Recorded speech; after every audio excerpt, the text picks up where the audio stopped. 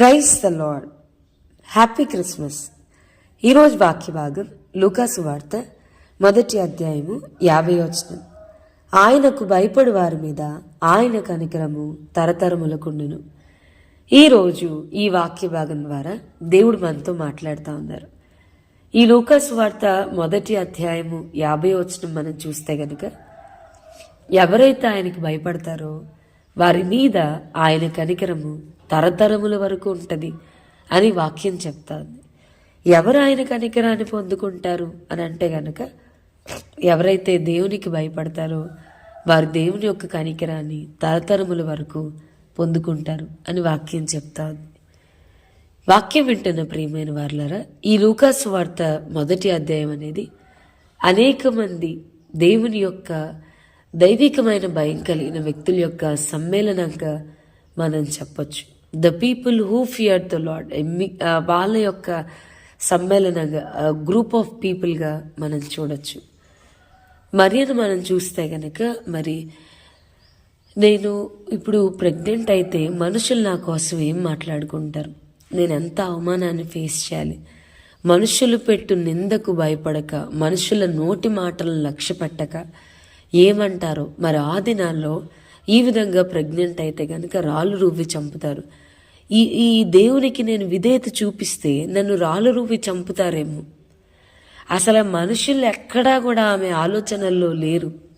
నువ్వు చెప్పిన మాట ప్రకారం నా జీవితంలో జరుగునుగాక, సిద్ధించునుగాక నింది. అందుకనే లేఖనం చూస్తే నమ్మిన ఆమె ధన్యురాలు అవుతుంది అని చెప్పని వాక్యం సెలవిస్తుంది. స్త్రీలలో ఆమె ఆశీర్వదించబడింది.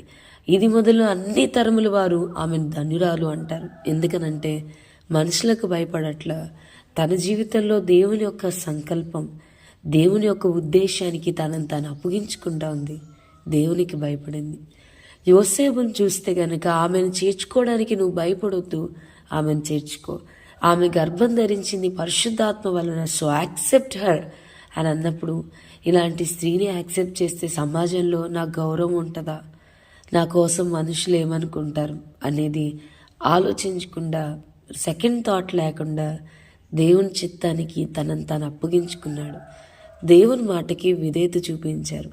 మీరు గమనిస్తే అవమానం కలుగుతుందేమో, నింద కలుగుతుందేమో అని ఆలోచన లేకుండా దేవుని మాటకు లోబడినప్పుడు, దేవుని భయం కలిగి ఉన్నప్పుడు దేవుడు మరి ఎంతో గొప్ప హెచ్చింపునిచ్చాడు.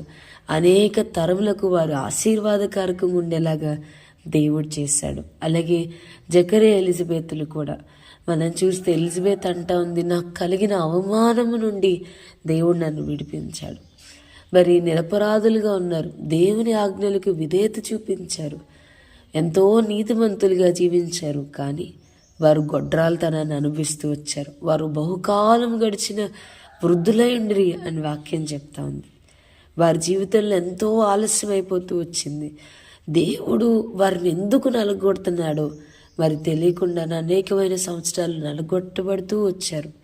కానీ మరి తన తరగతి క్రమం చొప్పున మరి యాజక ధర్మం చేయడానికి వెళ్ళినప్పుడు వెంటనే దేవుని దూత చెప్తా ఉంది, నీ ప్రార్థనలు వినబడ్డాయి.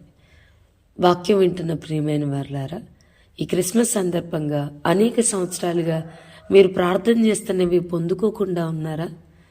ఈ 2025లో ఎంతో భయంకరంగా మరి నలగొట్టబడుతూ వచ్చారు. ప్రభా, ఏం లోపం ఉందయ్యా, ఎందుకయ్యా ఇంతగా నలగొట్టబడతాను అని అనుకుంటూ ఉన్నారా? మనము దైవికమైన భయానికి మనల్ని మనం అప్పగించుకుంటూ ఈ క్రిస్మస్ సందర్భంగా ప్రభుని అడుగుదాం. అయ్యా, నీకు నాకు మధ్య ఉన్న సంబంధము ఘనపరచబడాలని దేవుని చిత్తానికి మనల్ని మనం అప్పగించుకుందాం. మనం ఎప్పుడైతే మనుషులకు కాక దేవునికి భయపడతామో దేవుని కనికరాన్ని పొందుకుంటాం.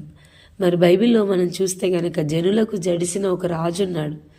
సౌలు కోసం మనం చూస్తే అతడు జనులకు జడిసి మనుషులు చెప్పిన మాటకి విధేయత చూపించి దేవునికి లోబడలేదు. దాని పర్యవసానంగా హీ లాస్ట్ హిస్ ప్లేస్. తన జీవితంలో దేవుని చిత్తాన్ని కోల్పాడు, తన జీవితంలో దేవుని సంకల్పాన్ని కోల్పాడు, దేవుని ఉద్దేశాన్ని కోల్పాడు. ఈ క్రిస్మస్ సందర్భంగా మనుషులకు కాక దేవునికి జడిసి దైవిక భయంతో మనల్ని మనం నింపుకుని దేవుని కనికరాన్ని పొందుకొందుముగాక. ఆమేన్. ప్రార్థన చేసుకుందాం. ప్రభా, ఈరోజు వాక్య భాగం ద్వారా మీరు మాతో మాట్లాడినందుకు వందనాలు. వాక్యం విన్న మా ప్రియులైన వారిని అందరినీ దీవించి ఆశీర్వదించమని యేసు నామమున అడిగి వేడుకొంచున్నాం తండ్రి. ఆమేన్. God bless you and have a blessed day.